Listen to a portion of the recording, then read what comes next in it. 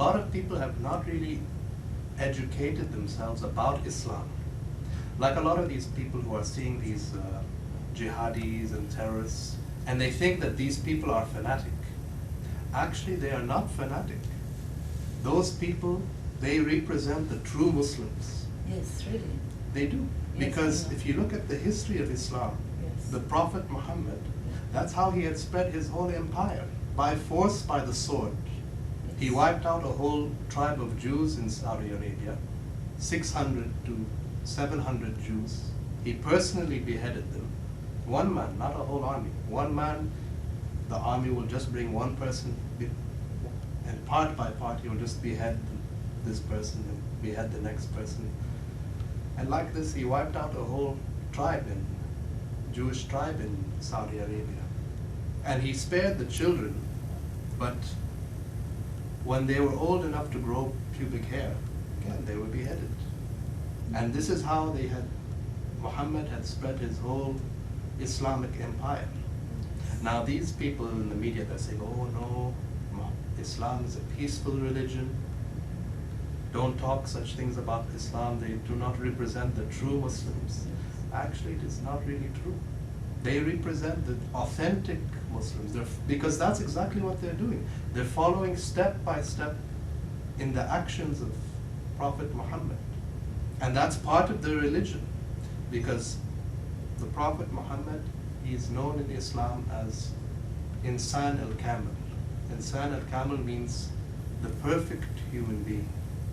You have to model your whole life after him, because he represents the ideal kind of human being that shows you how you should live your life.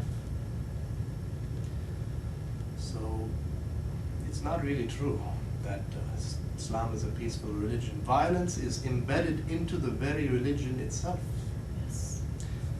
For example, one of the arguments that they give that Islam is a peaceful religion is because when you look in the Quran, there are some statements which are actually peaceful. They are peaceful statements. But we don't understand the context of this. The very early stages of his career. So at that time, he was not very well known, and he needed to gather followers. So that's where all the more peaceful statements in the Quran come from. He couldn't anger the Christians, he couldn't anger the Jews. And all the more violent statements that come from the Quran, those are the part of his second part of his career. His career in a place called Medina. And that's where you find the more violent statements in the Quran. That if you see anybody who's a non-Muslim, a Christian or a Jew, slay them wherever you find them. And the question was asked, okay, the older statements in the Quran, which are peaceful, and the more recent statements of the Quran, which are more violent, which one has more authority? This also is addressed in the Quran. It says that all the statements that come later on in the Quran, it makes all the older statements null and void. Meaning the statements which come later in the Quran have more authority. So if you just go to the very last chapter of the Quran, that's where they have what's called the verse of the sword, which literally says that wherever you find non-Muslims, Christians, such as Christians, Jews, non-believers, slay them wherever you find them. So that was his whole, it was a political strategy to spread the whole religion.